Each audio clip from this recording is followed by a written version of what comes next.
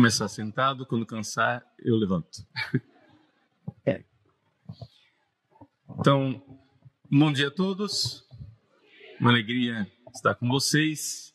E eu gostaria de falar para vocês a respeito da psicologia moderna. E o que é que isso significa, qual é o seu relacionamento com a vida da alma, a vida como um todo, né? A vida espiritual. Então vejam só, primeira coisa, quando é que começa esse negócio de psicologia moderna? Né? De que modernidade nós estamos falando? E por incrível que pareça, pode parecer um negócio meio estranho, mas a psicologia moderna, ela começa como uma decadência em plena Idade Média. Deixa eu explicar para vocês. O que é que havia antes dessa decadência? Para vocês se localizarem, eu vou falar do século XIV, de um movimento chamado nominalismo, tá? E um senhor inglês chamado Guilherme de Ockham, Frei Guilherme de Ockham. Ali começa a decadência das coisas e a visão que a gente hoje tem incompleta de homem.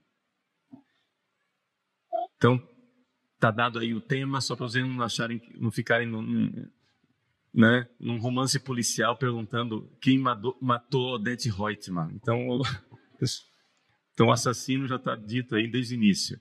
Nós vamos chegar nos psicólogos mais atuais, porém a gente precisa começar lá atrás. E por que precisa começar lá atrás? Vamos lá. Vejam, o ser humano, ele sempre foi estudado, principalmente no Ocidente, a partir de mais ou menos 6 séculos antes de Cristo. A partir de 6 séculos antes de Cristo é que nós começamos uma modernidade, ou seja, há 26 séculos atrás, 27 séculos atrás, nós começamos uma modernidade, um jeito de ser, que é o nosso jeito de ser do Ocidente, que é completamente diferente do jeito de ser, por exemplo, dos chineses, orientais, japoneses, etc. E esse jeito de pensar e jeito de ser demonstrou-se vitorioso. Tanto que hoje nós temos a ciência ocidental que tomou conta do mundo inteiro. Né? Todo mundo diz, não, a sabedoria dos chineses antigos, a sabedoria dos japoneses, etc. Sim, mas eles não inventaram a ciência moderna. Quem inventou a ciência moderna fomos nós ocidentais.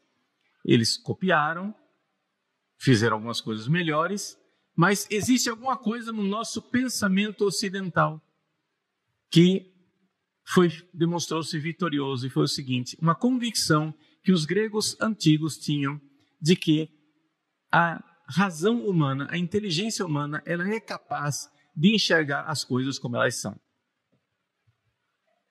Ou seja, se vocês forem perguntar aos hindus, eles vão dizer que tudo que nós vemos é pura ilusão. Nada é realidade. Né? Então, a mente humana, ela não é capaz de conhecer o real. Então, os gregos, eles viram que nós temos uma capacidade de conhecer o real, mas isso não quer dizer que a gente esteja vendo o real. Atenção. Ter a capacidade de ver o real não quer dizer que nós estejamos vendo a realidade. Qualquer um que tenha um mínimo de experiência de clínica sabe muito bem que as pessoas não enxergam e não veem espontaneamente o real. Você ouve relatos e você diz, em que mundo essa pessoa vive? Ou seja, você, como terapeuta, você tem um ponto de vista privilegiado, você não está olhando para aquela vida a partir daquele saco de paixões e sentimentos desordenados, alucinantes, com os quais aquela pessoa está olhando. Ela está olhando para a vida dela. Você diz, cara, para que está reclamando? Sua vida é boa, mas aquela vida para aquela pessoa é uma tortura. As pessoas são capazes de pintar monstros de coisas inócuas. As pessoas são capazes de inventar realidades virtuais e paralelas. Então, é evidente que eu não sou ingênuo, e nem os gregos eram ingênuos, de achar que está todo mundo com o pé no chão. Não é verdade. Não está todo mundo com o pé no chão. Mas acontece que os gregos antigos, eles começaram a ver que é possível enxergar a realidade. Então, 300, 400 anos antes de Cristo, no século IV a.C., um rapazinho chamado Sócrates começou a ter um conflito com os sofistas. Quem eram os sofistas? Os sofistas eram um grupo de pessoas muito parecidos com os filósofos modernos atuais, que achavam que eu sou capaz de construir a verdade do jeito que eu quiser e que a palavra é capaz de dizer tudo. Ou seja, os sofistas, eles diziam, eu construo a realidade a partir da fala. Eles eram homens que eram pagos para falar, ou seja, os sofistas são os atuais marqueteiros, né? Eles eram pagos para falar e convencer você de qualquer coisa. Eles tinham uma grande habilidade na palavra, na comunicação e construíam realidades e ilusões coletivas. Em qualquer tempo do planeta, isso dá muito dinheiro. Pergunte para os marqueteiros em tempo de campanha política, né? Ou seja, vender ilusões dá muito dinheiro. Acontece que Sócrates, ele tinha uma pretensão. Ele não queria convencer ninguém. Ele queria pessoalmente saber a verdade. Ele não precisava que os outros soubessem a verdade. Ele queria ter clareza do que era a verdade. E por isso ele inventou o seu método filosófico, no qual ele saía interrogando as coisas para saber, né? Então, assim, piadinha de Sócrates. Sócrates está no centro de Atenas, na Agorá, de repente passa um cara correndo e vem um outro correndo atrás. Assassino! Assassino! Pegue o assassino! Detenha o assassino! Assassino! Aí o Sócrates vê o primeiro passar, o outro atrás, aí o cara vem e reclama. Pô, meu, você não parou o assassino? E Sócrates, com a sua maiêutica, ou seja, parto de ideias, com a sua ironia socrática. O que é ironia? É uma forma de você dizer, eu não sei o que é isso, para descobrir o que é. Perguntou, o que é um assassino? Ah, você não sabe o que é um assassino? Um assassino é um homem que mata. Ah, é um açougueiro? Não! Um assassino é um homem que mata outro homem. Ah, é um soldado? Não! Um assassino é um homem que mata outro homem em tempo de paz. Ah, é um carrasco? Não! Um assassino é um homem que mata outro homem em tempo de paz dentro da sua própria casa. Ah, é um médico.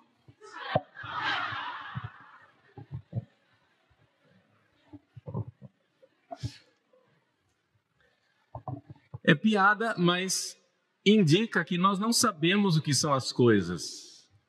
E a filosofia é essa realidade, esse esforço de profunda honestidade consigo mesmo. De perguntar, mas eu sei o que é isso? E foi assim que nasceu a filosofia grega. Os grandes, Sócrates, Platão e Aristóteles, começaram a ter uma visão de busca da verdade. E eles tinham um projeto educacional. Acontece que o projeto educacional dos gregos era um projeto educacional limitado, porque eles não tinham uma convicção de que a filosofia pudesse servir para todo mundo. Eles tinham uma visão que a filosofia era para uma elite. Então, a academia de Platão, o liceu de Aristóteles eram escolas para os discípulos deles, mas eles não pretendiam que o mundo inteiro fosse filósofo. O que é filósofo? Filosofos, amigo da sabedoria. Sofos somente é Deus. Deus é o sábio, Deus é a sabedoria. O ser humano não pode ter a pretensão de saber como Deus sabe. Mas, embora nós não saibamos as coisas com aquele olhar divino, que tudo sabe com certeza absoluta, não quer dizer que nós não possamos saber nada. Então, existe um esforço para conhecer a verdade. Acontece que, desde cedo, Sócrates, Platão e Aristóteles viram que era necessário, para que você conhecesse a verdade, ter virtude. Não basta, ou seja, eles viram que aqueles marqueteiros, aqueles sofistas, eles não buscavam a verdade porque eles não tinham virtudes. Sabe por quê? Porque a verdade dói. Um homem de mentira nunca irá buscar a verdade. Um homem de mentira não busca a verdade porque quando ele encontra a verdade dói, então ele não abraça. Eu não preciso dizer para terapeutas e psicólogos o que é um mecanismo de defesa. A pessoa sabe perfeitamente que aquilo é a verdade. Mas a verdade dói, então ela conta uma mentira para si mesma, esquece que aquilo é mentira e começa a viver a partir daquela mentira. Esse é o movimento básico da neurose.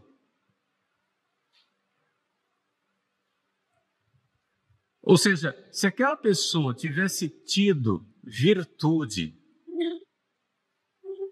força interior, tônus, para chegar a dizer, está doendo, mas é isso aqui.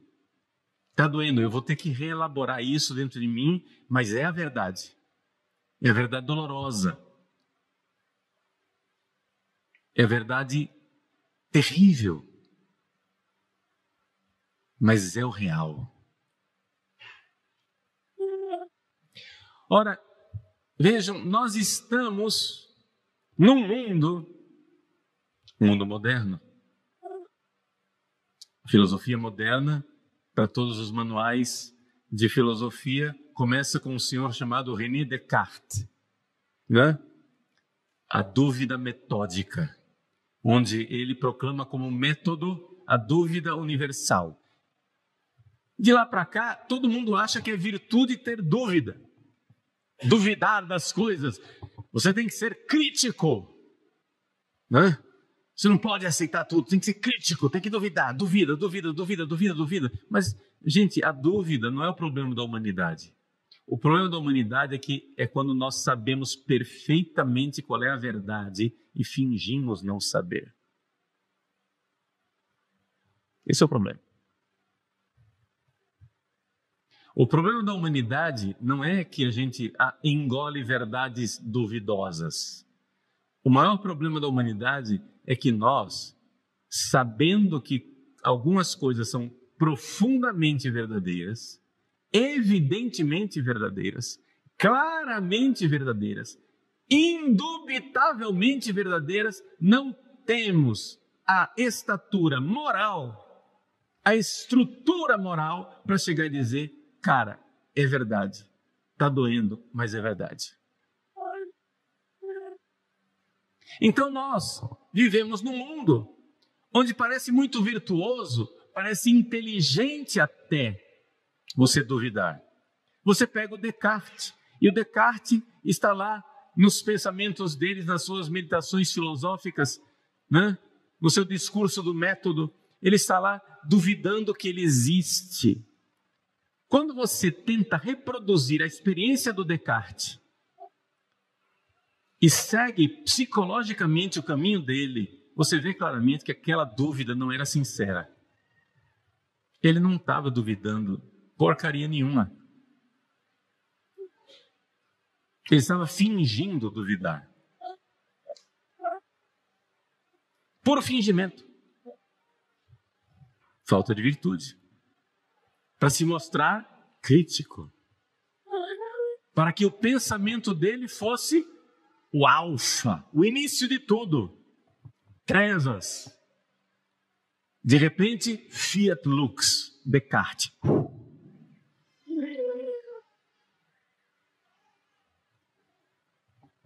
Mas Descartes não começou absolutamente nada. Vejam, Sócrates, Platão e Aristóteles começaram uma realidade onde eles sabiam que existia uma verdade e eles então, para os seus alunos, não tinham nenhuma pretensão de ensinar isso para a humanidade inteira, mas eles queriam saberem qual é a verdade. E assim começou a filosofia, assim começou o mundo ocidental, e isto tornou possível a ciência. Isso levou o homem à Lua. Isso nos dá o celular que nós temos na mão, isso nos dá a medicina, isso nos dá a ciência moderna. Por quê? Porque aude sapere, ousa saber. O ser humano começou essa grande ousadia de dizer que a minha inteligência é capaz de ver algo do real. Não de ver o real inteiro. Eles não se chamavam de sábios, eles se chamavam de filósofos, amigo da sabedoria. Ou seja, é uma busca. Eu sei que eu não vou ter a sabedoria inteira, que isso aí só Deus sabe. Mas alguma coisa a gente enxerga. Não tudo. Não certezas absolutas de tudo, mas algumas certezas. E foi nisso que foi montada a ciência moderna. A ciência moderna, o cara chega a algumas conclusões. São conclusões absolutas, irrefutáveis? Não. É a melhor hipótese disponível no momento, está funcionando. Um cara vai e faz uma outra descoberta e diz, vamos melhorar o projeto daquilo que estava antes. E a gente vai chegando mais perto da realidade. Está claro que é assim que é montada a ciência? Ou seja, existe uma humildade de saber que eu não sei tudo, mas ao mesmo tempo uma ousadia de saber. Aqui está a coisa. E aí veio o cristianismo. E o cristianismo apareceu com uma novidade, jamais vista na história da humanidade. O cristianismo apareceu com um projeto educacional universal. Ou seja, nosso Senhor Jesus Cristo, antes de subir ao céu, diz: ide por todo o mundo, fazei discípulos de todos os povos. Isso foi o primeiro projeto educacional universal. Não era para uma elite, não era só para o povo judeu, não era só para uma casta sacerdotal.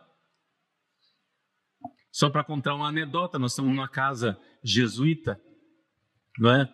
Um jesuíta chamado São Francisco Xavier, um dia ele chegou na Índia. E como ele pregava e fazia milagres, paralíticos andavam, cegos enxergavam, mortos ressuscitavam. Os sacerdotes da casta sacerdotal indiana chegaram para ele e disseram: nós viemos aqui, nós queremos ser seus discípulos. E ele: que bom, que maravilha. Então, só que aí, deixa eu dizer, tudo que você contar para nós, nós vamos guardar segredo. Você pode contar seus segredos para nós, nós prometemos que nós iremos guardar segredo. São Francisco Xavier disse: não, mas pelo contrário, eu quero que vocês digam para todo mundo, vão pelo mundo inteiro, falem tudo, falem tudo. Os sacerdotes indianos viraram as costas e foram embora. Por quê? Porque se Francisco Xavier sabia a verdade, é evidente que ele não podia querer dizer isso para todo mundo. Ele tinha um segredo. Ele tinha que guardar esse segredo. E se o que ele ia dizer era para dizer para todo mundo, quer dizer que ele ia continuar guardando o segredo dele. Então vejam que o cristianismo, ele é um projeto educacional universal. E esse projeto educacional universal, ele sobreviveu durante toda a conturbada Idade Média. Caiu o Império Romano, vieram os bárbaros. Depois que terminaram os bárbaros, vieram os vikings. E os cristãos, principalmente os monges, nos seus mosteiros, continuavam o ensino da verdade e a busca da verdade. Pegaram o legado dos gregos antigos, pegaram os conhecimentos e continuaram a investigar as coisas, conhecer as coisas, e eles sabiam o seguinte: uma vez que você começa a estudar e buscar a verdade, você tem que buscar isso a vida inteira, para o resto da sua existência. Se você começou a buscar a verdade, é para sempre. Por quê? Porque ninguém é sábio. Sábio é Deus. Nós somos só amantes da sabedoria. Nós não temos certezas absolutas de tudo, mas algumas coisas nós temos certeza absoluta. Por exemplo, nós temos certeza que 2 mais 2 é igual a 4. Nós temos certeza que uma coisa não pode ser e não ser ao mesmo tempo. Não é? Se você for na sua conta bancária e estiver faltando dinheiro, você não vai cair na lorota do gerente que diz: não, mas olha só, está faltando R$1.000 na sua conta, mas é que nós estamos num mundo onde não tem mais certezas absolutas. É tudo fragmentário, é tudo... Você vai engolir essa? Não. Então, nós temos algumas certezas. O padre Paulo chegou, ele não pode dizer: eu cheguei, mas ainda estou indo. O padre Paulo está aí? Olha, ele acabou de sair, então ele não está mais. Olha, ele está quase chegando, então ele não está ainda.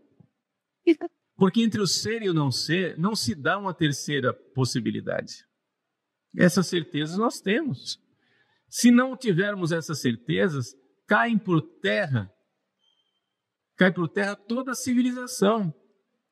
Nos tribunais, na hora que você vai lutar pelos seus direitos, você não quer saber é tudo assim, uma verdade cambiante. Nós estamos num mundo fragmentário. Nós temos que construir essa verdade coletivamente. Quando mexem no seu bolso, você quer pão, pão, queijo, queijo, sim ou não?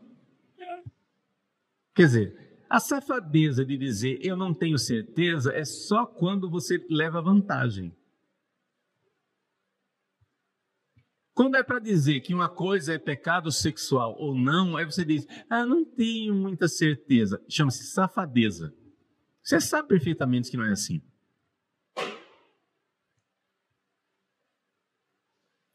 Você só tem dúvida naquilo que você leva vantagem. Aí você não sabe. Bom, continuando a nossa narrativa, para a gente chegar no mundo moderno, né? Porque tem história.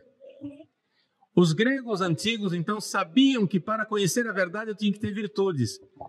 Os cristãos também, por outro caminho, eles chegaram à mesma convicção. Se eu quero conhecer a verdade, eu preciso ter virtudes. Então, as escolas cristãs, elas não ensinavam somente conteúdo, elas formavam as pessoas. Ensinavam a viver a virtude, batiza, confessa, faz penitência, vai à missa, reza. Por quê? Porque esse é o jeito de você formar uma pessoa, formar um homem, uma mulher de verdade capaz de buscar a verdade, capaz de pagar o preço da verdade.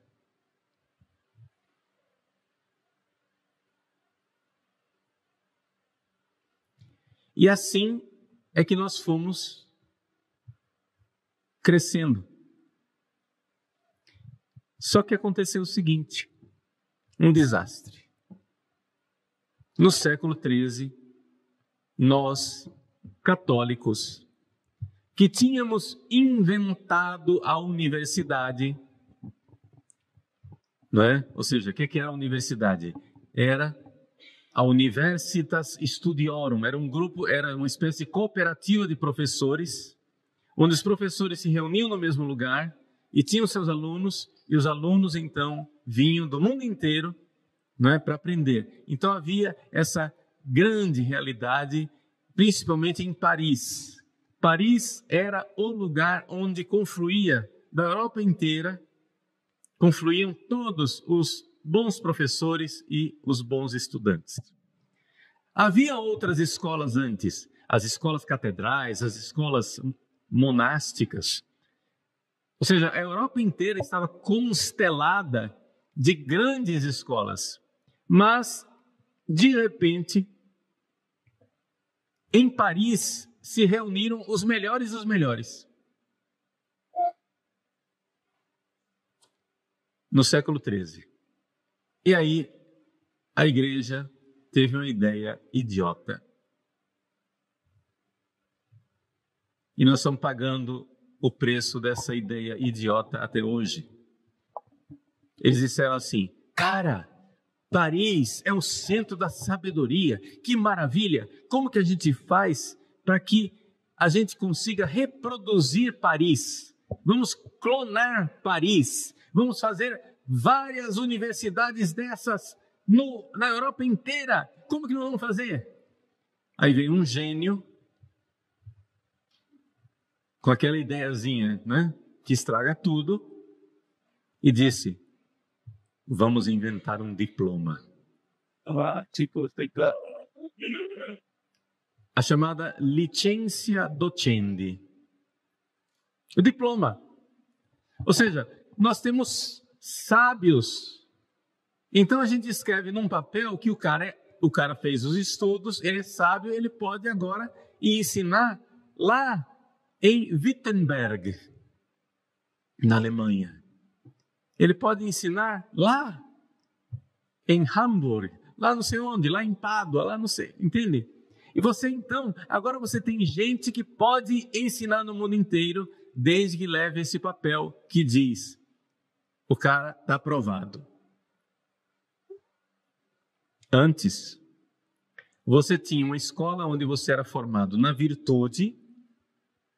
Vejam só.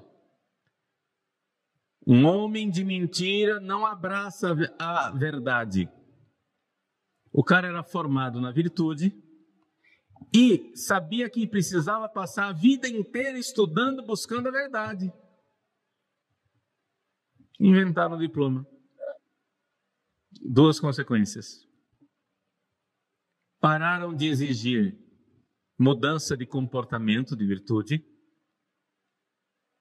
Só basta ele dar provas de que sabe o conteúdo. Segundo problema, o cara já não busca mais a verdade a vida inteira. Ele busca o diploma. A consequência disso é que no prazo de 2 gerações a Europa estava imbecilizada. Vejam só. Eu quero que vocês entendam o seguinte. A lógica da ignorância é a seguinte: se esta geração não ensinar para os seus filhos, a próxima é totalmente ignorante, sim ou não? Não precisa 300 anos para a decadência. Você só precisa de uma geração. Basta uma geração falhar e não ensinar, a próxima é ignorante. Está claro isso para vocês? As pessoas não nascem sabendo. E é responsabilidade das gerações anteriores transmitirem o conhecimento. Não existe a mínima possibilidade de uma continuidade na civilização, na ciência e nas coisas se você não passa para frente. Quem tentou ultimamente contratar um pedreiro sabe o estado lastimável no qual se encontra o nosso país. Estão morrendo os pedreiros competentes. Os jovens não querem aprender a ser pedreiro, nós vamos ficar sem pedreiro.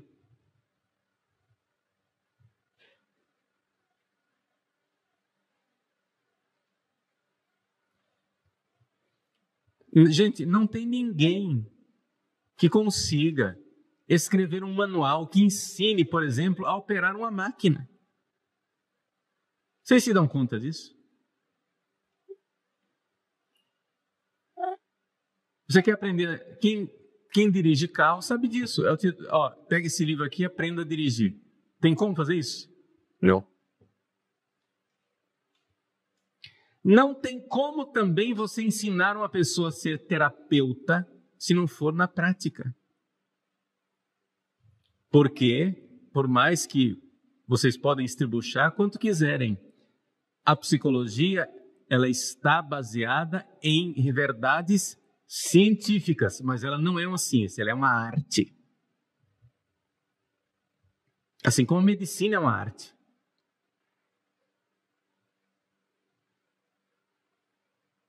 E é uma arte pedagógica, onde você ensina para a pessoa a sair daquele emaranhado no qual ela se meteu. Tem técnicas para isso. Tem técnicas para isso. E é por isso que os marxistas ficam apavorados, né, quando a gente diz essas coisas, porque eles sabem disso. E eles usam a psicologia para quê? Para desconstruir. Quando eles fazem a sacanagem, eles estão sendo científicos. Quando a gente ensina a pessoa a colocar a vida em ordem, você está colocando religião na clínica. Mas não precisa de religião na clínica. Você não precisa falar de nada. Você não é catecismo. Mas é absolutamente contraditório e estúpido você querer dizer que um terapeuta, aspas, não ensina nada. Por mais que você seja um psicanalista ortodoxo freudiano, você sabe muito bem, psicanalista, que você escolhe as perguntas. E a pergunta é tudo.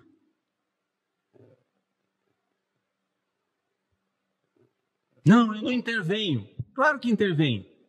Por que você pergunta isto e não aquilo?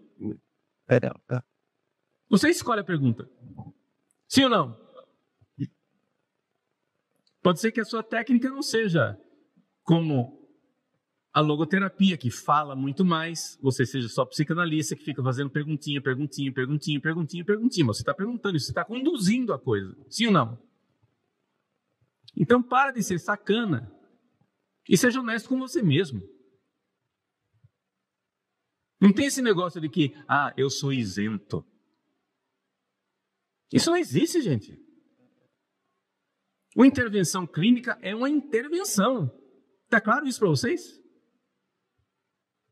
Você está conduzindo.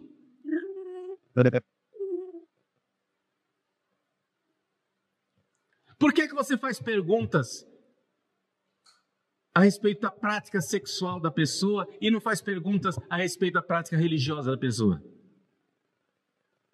Você escolheu. Quem é esse homem que está na sua frente? Você escolheu um modelo de homem.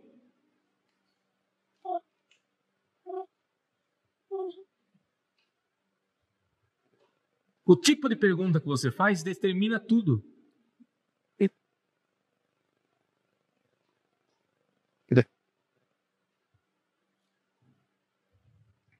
Como com seu filho. Por que que hoje em dia está tão difícil a educação? Porque as pessoas não entendem mais que a educação é uma arte. Não existe manual de arte. Pergunta para o artista como é que ele compõe uma coisa. Não, é uma arte. Educar é uma arte. Você observa seu filho, tenta de um jeito. E não deu certo, então vou intervir desse outro jeito aqui assim. E não aprendeu, pera lá, não vou tentar aquela outra técnica assim, dar uma volta por lá.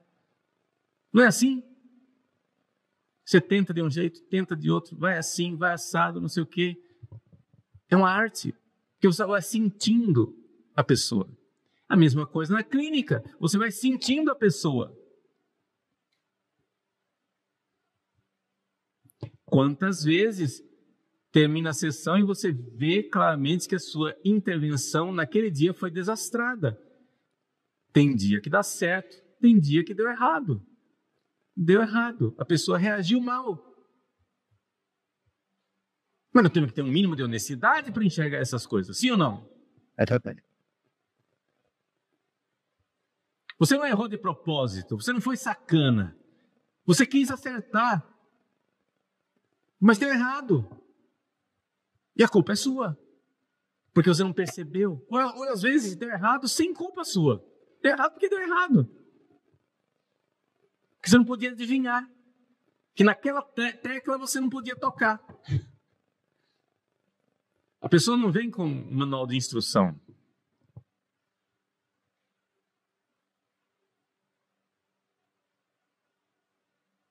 Então, voltando à nossa história.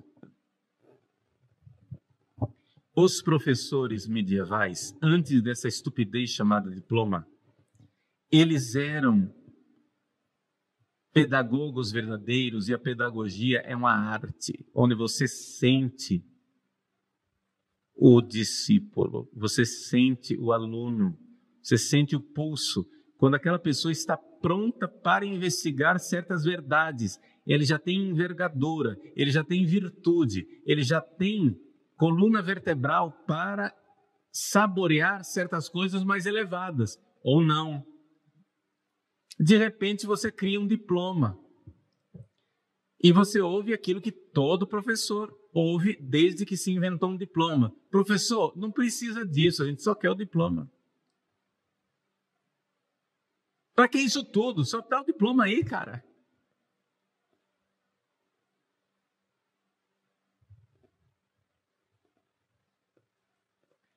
Só que aí, a próxima geração de professores é esse cara que disse não precisa disso tudo. Que vai ouvir de seus alunos a mesma coisa. E esse é o voo da galinha, do puleiro para o terreiro. Sempre para baixo.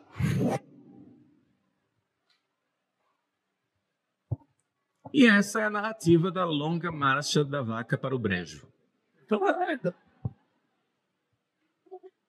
Por isso nós estamos imbecilizados como nós estamos.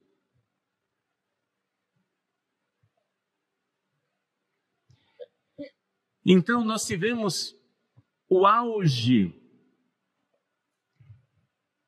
do projeto pedagógico católico na geração de Santo Tomás de Aquino.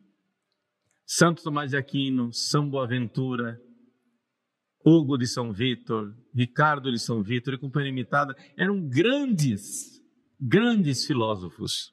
Acontece que inventaram o tal do diploma. E aí começou, professor, não precisa disso tudo. A geração seguinte já foi mais difícil.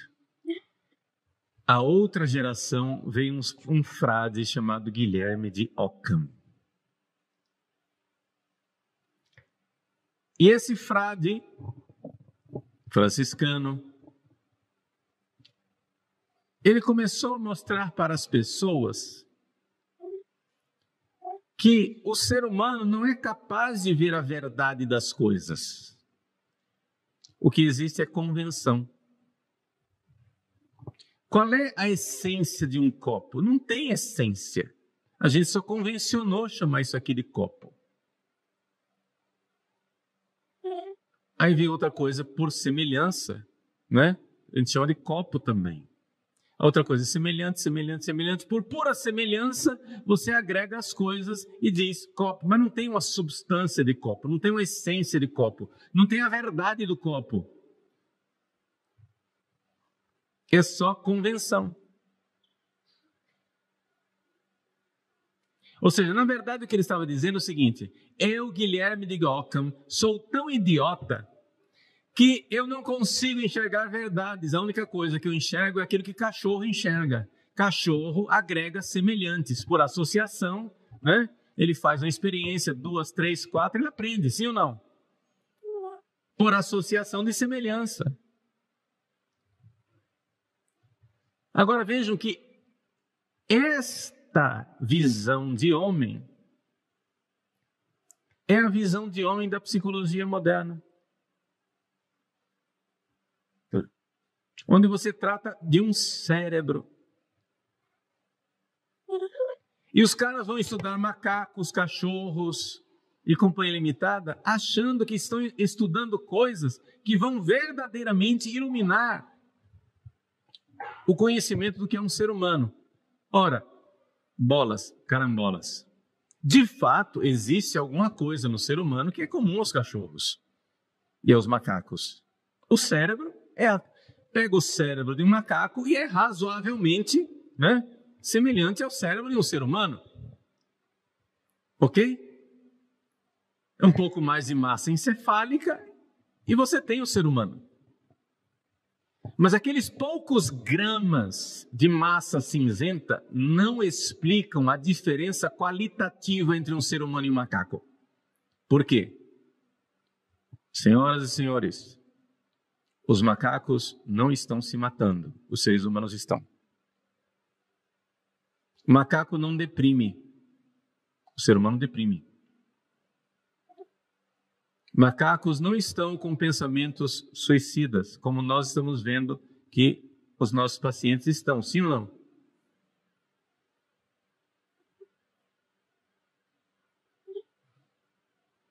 Porque você continua querendo tratar um cérebro.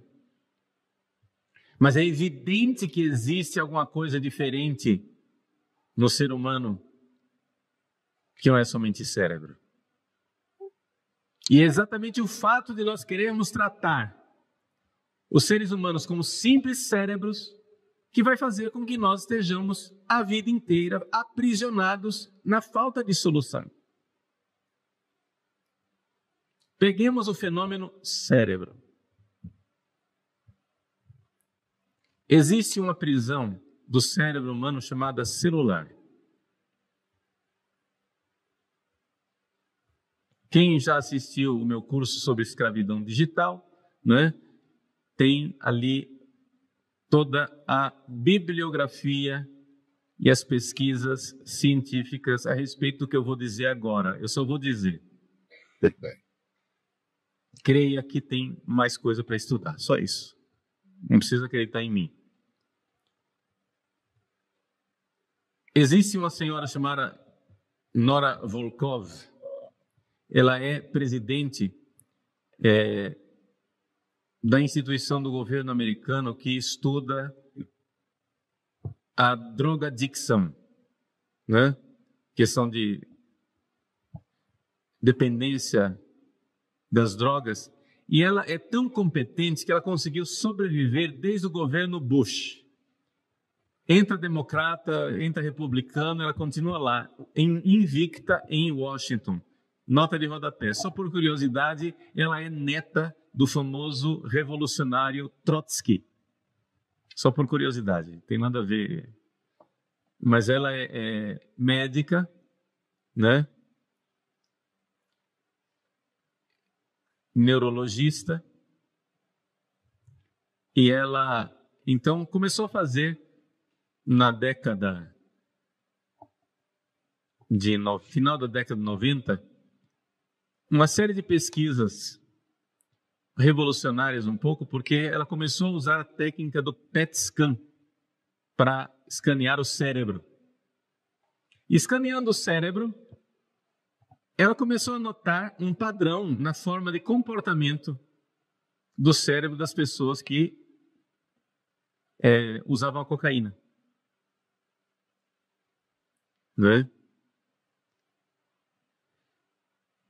O que é interessante é que, com o passar do tempo, depois de muitos anos de pesquisa, se começou a notar que esse mesmo mecanismo de adicção ele funciona para outras coisas que não são droga. Por exemplo, o celular. Foi aí que entrou toda a pesquisa a respeito da dopamina, que no fundo, é a fonte da adicção nas pessoas. A dopamina é um neurotransmissor necessário para a vida. Eles fizeram, por exemplo, pesquisas com ratos e conseguiram desenvolver, por mudança genética, ratos que não produzem dopamina. O rato que foi desenvolvido em laboratório e não produz dopamina, ele amamenta normal igual aos outros ratos, engorda normal igual aos outros ratos, até que no desmame, quando ele tem que finalmente buscar o seu alimento, mesmo que o alimento esteja facilmente à disposição do outro lado da sala, os ratos começam a passar fome, sede, pouca movimentação e morrem. A dopamina é um neurotransmissor necessário para essa caça, a busca. O que é que a dopamina quer? Ela quer uma recompensa futura, imediata. E quanto mais surpreendente for essa recompensa, melhor. Fizeram a experiência com um pombo, naquelas típicas experiências de Skinner, em que colocaram uma alavancazinha e o pombo acionava a alavanca e vinha comidinha. Alavanca, comidinha. Alavanca, comidinha. Aí eles começaram a mudar o número de vezes que o pombo tinha que acionar a alavanca. 3 vezes. Tum, tum, tum, comida. Tum, tum, tum, comida. E o pombo ficava como um burocrata, né? Batendo carimbo. Comida. Comida. Até que eles resolveram alterar randomicamente o número de vezes. O pombo ficou frenético. 1 vez, comida. 3 vezes, nada. 4, comida. O pombo fica frenético. Por quê? Porque a dopamina, a descarga de dopamina, ela é tanto maior quanto mais surpreendente for a recompensa. Por que é que todas as redes sociais estão fazendo vídeos curtos? Nós tínhamos a plataforma do YouTube que tinha vídeos normais, não era isso? Filmes inteiros, mas eles apelaram agora para os shorts. No Instagram você tem lá o seu carrossel de vídeos. Todos os sites apostam nesse tipo de carrossel. O Twitter, companhia limitada. Por que é que o Facebook está morrendo? Deixou de existir o Facebook praticamente. Porque ele não tem essa mesma dinâmica de adicção. Ou seja, o algoritmo sabe perfeitamente quais são os seus hábitos. Ele sabe que tipo de vídeo você gosta. E ele te dá a recompensa. Aí você gira, vem outro vídeo igualmente prazeroso. Mas tem que ser rápido. Tá? Porque a descarga de dopamina, quanto mais imediata for, melhor. Vem outro vídeo. Opa! Aí, de repente, no terceiro vídeo, eles, aspas, erram. Mas erram de propósito. Você passa o vídeo rápido e não assiste. Aí vem um outro vídeo, que também não é verdadeiro, não é bom. Aí você passa rápido também. Quando finalmente vem o 5º vídeo, que é interessante, descarga de dopamina aumenta. Aí isso te leva para o 6º, 7º, 8º, 9º, de repente erra outra vez. Quando de repente vem a recompensa imediata surpreendente. A dopamina é recompensa imediata surpreendente. Resultado disso. O seu cérebro fica totalmente fechado no mundo sensual. E você vira um macaco. Problema, você não é um macaco. Você é um ser humano. E como ser humano você tem alma. E a sua alma tem uma busca de sentido. Mas o drogado não tem futuro.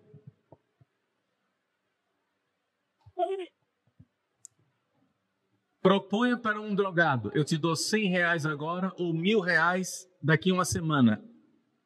Todo drogado, 99% dos drogados querem R$100 agora. Uma semana é tempo demais para ele esperar. Drogado não tem futuro. Pergunte para um drogado o que é que ele planeja para o ano que vem. Ele não tem nada. Os senhores notaram que desapareceu do mercado uma pergunta que todo mundo fazia para as crianças. Quem é como eu? DNA, ou seja, data de nascimento antiga. Quando nós encontrávamos uma criança antigamente, a gente olhava para a criancinha e com aquele olhar condescendente de adulto, a gente olhava para baixo e perguntava: o que é que você vai ser quando crescer? Todo mundo fazia essa pergunta, sim ou não? Notaram que essa pergunta sumiu? Por que a pergunta sumiu? Porque a resposta sumiu. As crianças não sabem mais o que responder. E por que a resposta sumiu? Porque são drogadas.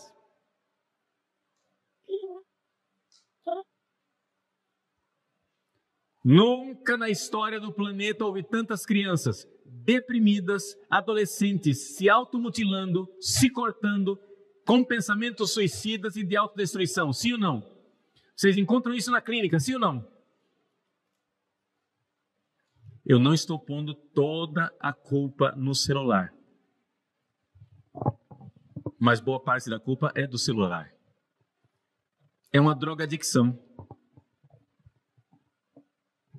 O excesso de dopamina faz com que a pessoa fique fixada na recompensa futura, imediata. E isso tira do ser humano aquilo que é próprio da alma, que é um futuro distante.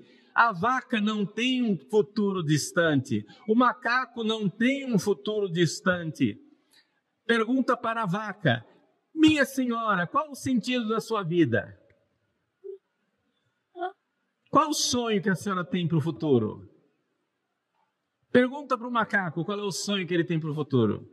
Ele não tem sonho nenhum. Ora, bolas carambolas, se você não consegue entender que o ser humano é diferente, é porque você virou macaco.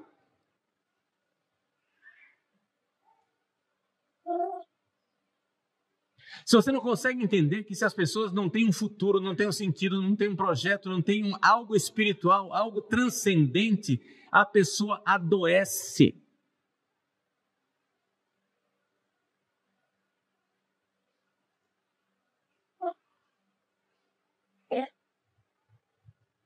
Só que acontece o seguinte: que raio de futuro você quer aprisionado nesta merda aqui? Isso daqui é escravidão digital. Isso aqui é escravidão da recompensa futura, imediata e surpreendente. Não é só pornografia. Essas coisas se descobriram estudando a pornografia, porque a pornografia tem uma capacidade adictiva maior, porque a descarga de dopamina é maior. Mas os Reels são a mesma coisa. Os videozinhos.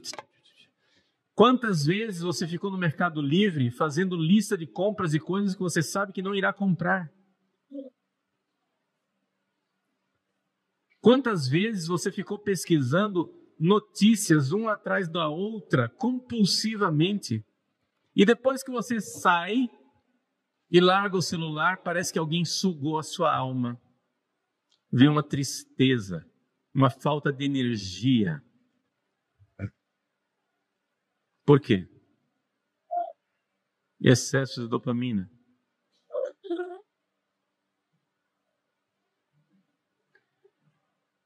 Os antigos sabiam muito bem, se não tiver virtude, ninguém busca a verdade. Ou seja, para que a sua alma floresça, É necessário um projeto educacional onde eu saiba mortificar essas recompensas que o cérebro quer a todo momento. Se você dá ao seu cérebro tudo o que ele quer,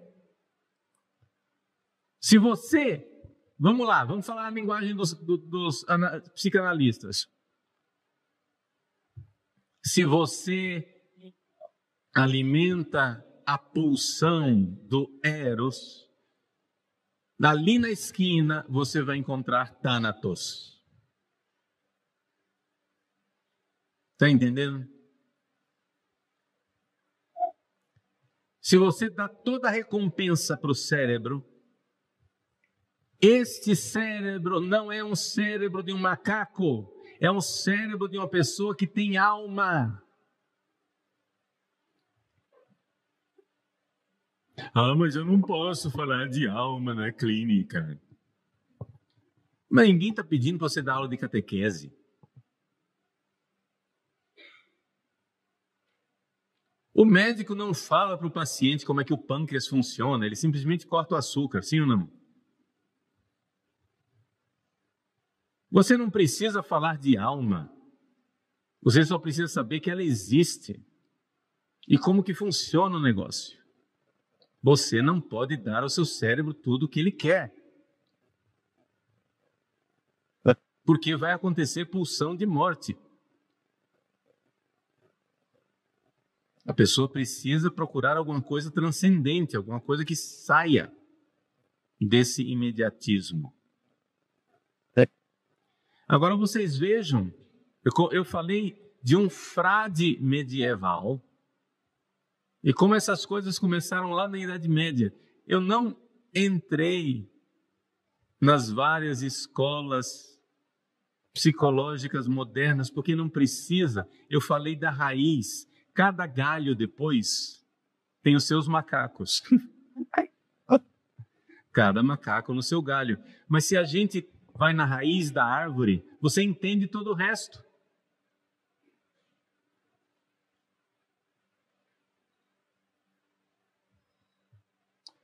E entender todo o resto aqui é enxergar que nós somos seres humanos e o ser humano, ele é uma tarefa. Nós nos experimentamos como uma tarefa. Nenhum animal se experimenta como uma tarefa. Pergunte para o bezerro no pasto o que é que ele quer ser quando crescer, e ele não tem nada para te dizer, porque ele já é tudo que ele quer ser. Mas os seres humanos que não se veem mais como uma tarefa, o que acontece? Eles podem... Os melhores, os mais bem-sucedidos, perseguem tarefas falsas. Mas a maioria da massa está inerte, atônita, como múmias, como zumbis, sem nenhuma tarefa. Catatônicos.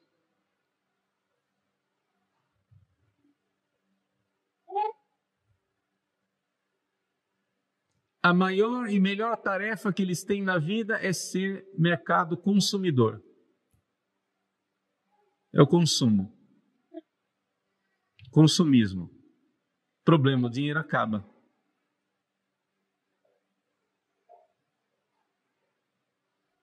Então você vai dar recompensa para o cérebro. A recompensa dopaminérgica, sistema de recompensa dopaminérgico da caixa da Amazon que chega. Você abre a caixa, acabou.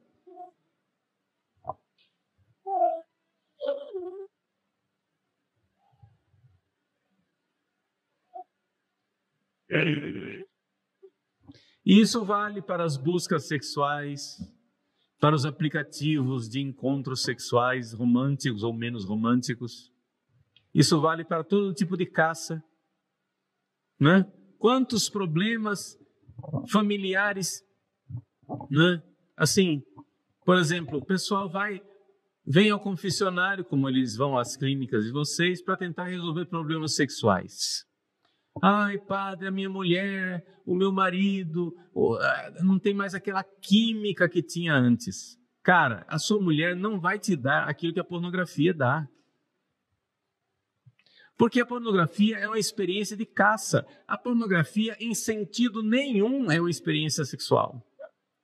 Não há nada de sexual na pornografia. Vamos analisar o fenômeno clinicamente. Num ato sexual com o seu parceiro, vamos usar a linguagem neutra da ciência. Num ato sexual com o seu parceiro, o que é que você vê? Se você não tem um espelho no teto e faz o Kama Sutra com o seu parceiro, se a sua experiência sexual é mais ou menos normalzinha, como todo mundo, o que você vê é a parede, a fronha, o teto, o escuro. O sexo não é uma experiência visual. Está claro isso para todo mundo? E o sexo não é uma experiência de caça. Ora, a sua mulher está lá no quarto, você não precisa caçá-la, você casou. Portanto, a sua mulher não vai dar a você o prazer que a pornografia dá. Porque a pornografia é uma experiência de caça, é uma experiência de recompensa dopaminérgica. Ou seja, a recompensa futura, imediata, surpreendente. Ninguém assiste pornografia assim, estoura a pipoca, senta e vou assistir pornografia no sofá. Ninguém faz isso. A pornografia é o seguinte, são vídeos curtos e o cara nem assiste o vídeo inteiro, ele vai passando de cena em cena rápido assim. É uma experiência do pombo frenético de Skinner.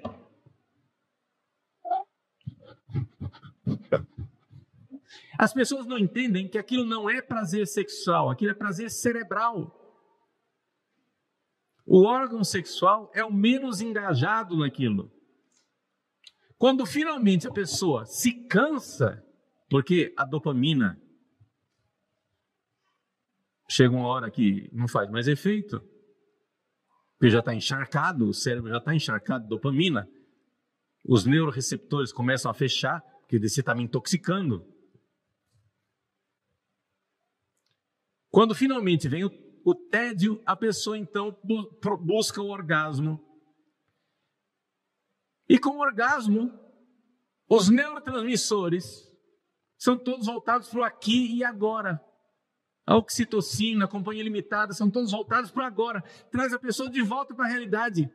Quando termina a experiência de 2 horas de pornografia e a pessoa tem um orgasmo, a reação de todo mundo, não interessa se a pessoa é católica, se aprendeu catecismo, ou se é um liberal, doidão, bicho grilo, fumando maconha.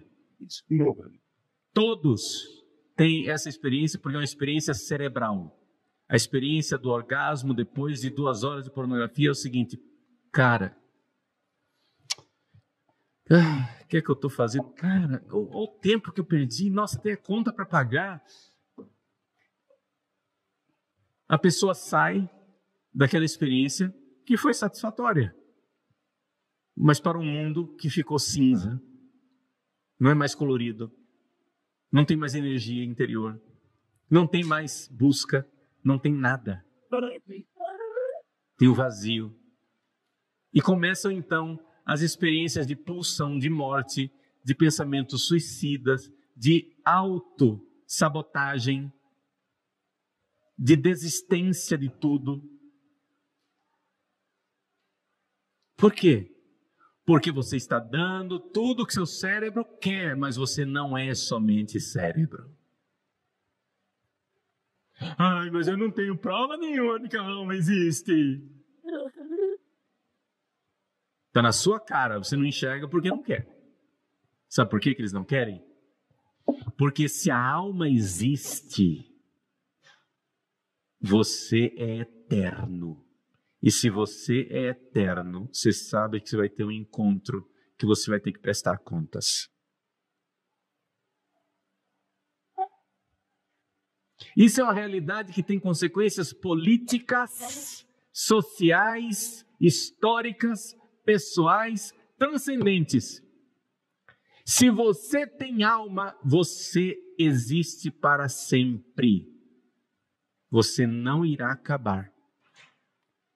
E se você não vai acabar, você vai ter que se encontrar com a verdade no final.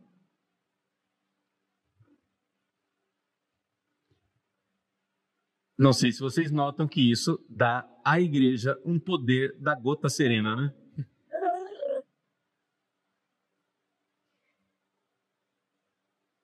E isso politicamente eles não querem. Aliás, ultimamente nem a igreja está querendo. Porque a igreja é a primeira a estar se sabotando. Não sei quando foi o último padre que vocês encontraram que falou de alma, de inferno, de juízo final. Faz tempo, né? Pois é, bem-vindos à Igreja Católica. Então vejam só.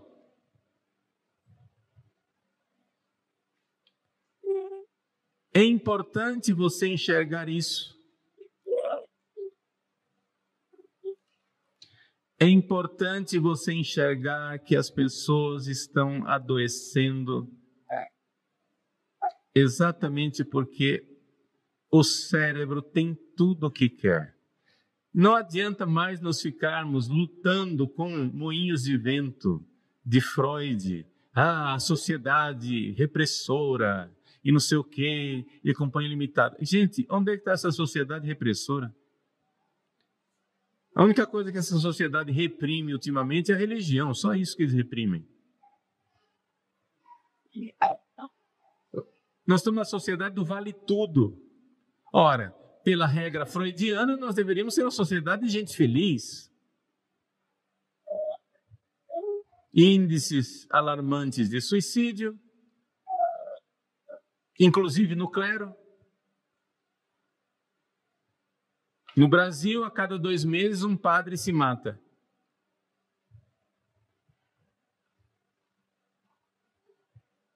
E isso fala do resto da sociedade.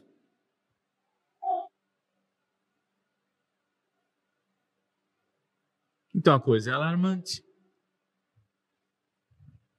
Então é evidente que as coisas estando assim, você, na intervenção terapêutica que você faz, muitas vezes, não é?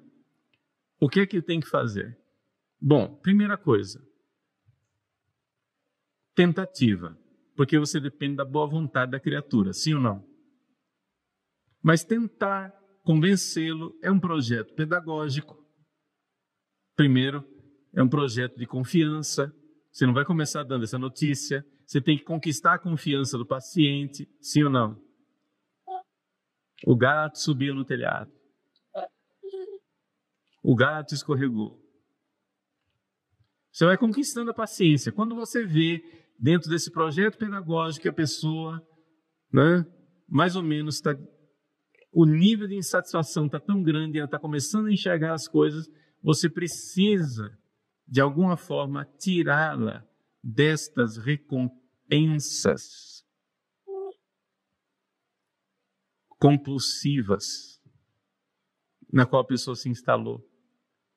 E abrir uma janela para alguma coisa transcendente. Você não precisa fazer catequese. Você não precisa ensinar religião. Mas você pode fazer perguntas. Sim ou não? Você pode provocar. Você não precisa fazer de seu consultório um púlpito. Você não precisa colocar catequese e religião no seu consultório para criar confusão com o CRP.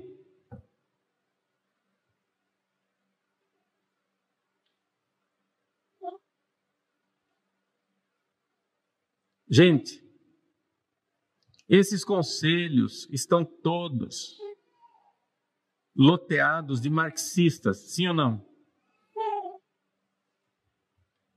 Mas vamos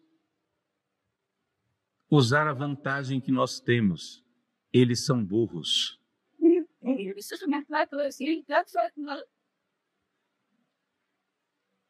Estudem. Você não precisa dar catequese na clínica. A intervenção do terapeuta é poderosíssima porque você pode provocar uma resposta de uma alma. Se você sabe que o bichinho tem alma, você não precisa falar de alma. Você só precisa cutucar para que ela apareça. Às vezes, aquela pessoa está tão completamente tomada que vai precisar, sim, de uma intervenção psiquiátrica. Tem níveis de intoxicação do cérebro que só a terapia não vai adiantar. Vai ter que ter, sim, alguma coisa que baixe mecanicamente, de forma braçal, aquele nível de ansiedade para melhorar um pouco a qualidade de audição daquela pessoa, porque ela não está te ouvindo. Por mais que você está do lado de fora, batendo, falando, etc., ela está correndo atrás do próprio rabo e não sai daquilo. Mas por que é que a gente precisa de uma intervenção no cérebro? É exatamente porque o cérebro está aprisionando a alma.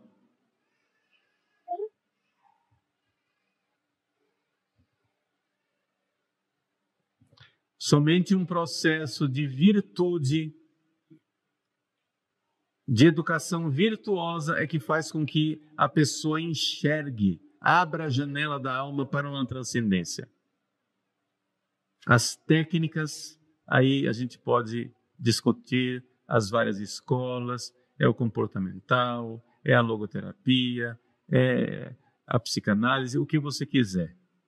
Desde que você tenha uma visão de homem completa. Uma visão de ser humano que não fique simplesmente no cérebro. Que não fique simplesmente no mero comportamento. Que não fique simplesmente na mera materialidade. Porque se fosse mera materialidade, vocês estariam atendendo macacos, mas os macacos não adoecem. Um troço tão óbvio.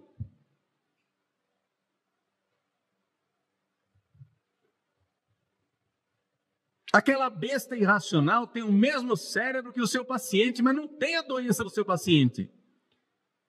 Então quer dizer que aquela merda não tem o negócio que o seu paciente tem.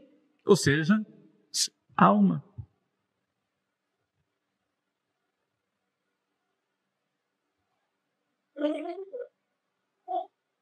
Necessidade de algo a mais, de uma razão para viver. Eu não vou entrar aqui com vocês em discussão a respeito de técnicas. Aí cada um com o seu cada qual. Mas eu posso simplesmente mostrar para vocês aquilo que é o evidente. E eu não preciso ser padre para vocês enxergarem que o fenômeno investigável cientificamente chamado ser humano tem características que o mero cérebro não explica.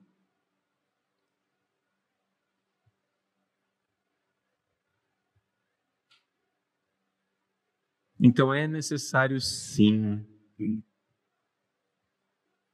buscar um pouco de virtude, sem precisar usar essa palavra, entendeu? Provocar a pessoa para uma vida mais virtuosa, desafiá-lo para algo mais. Desafiar a pessoa a sair desse ciclo compulsivo de foge da dor, busca o prazer, foge da dor, busca o prazer, foge da dor, busca o prazer, porque essa é a lei do cérebro. Mas a alma que vê a verdade, ela é capaz de abraçar uma dor por algo maior, ou fugir de um prazer por algo maior. Aqui está a liberdade humana.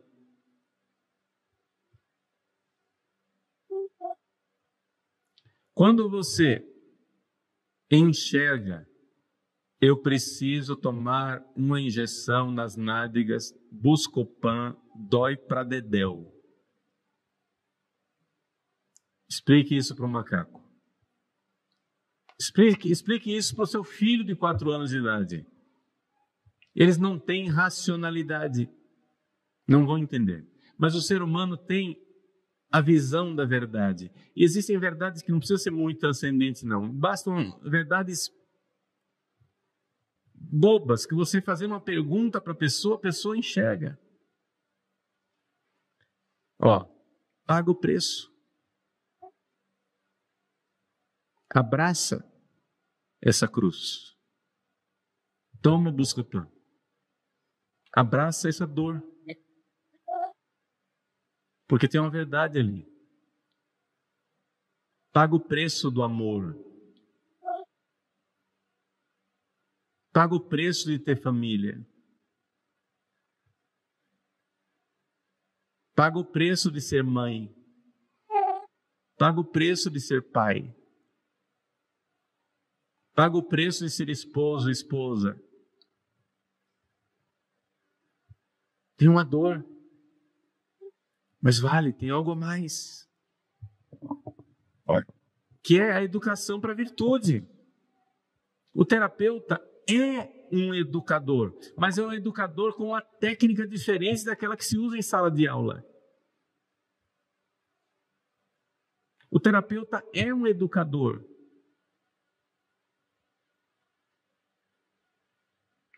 Onde você está ajudando a pessoa a ela enxergar e ela aprender e ela enxergar o caminho de saída.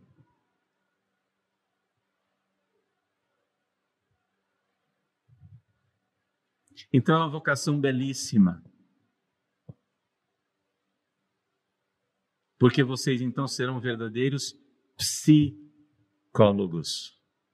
Psico, alma.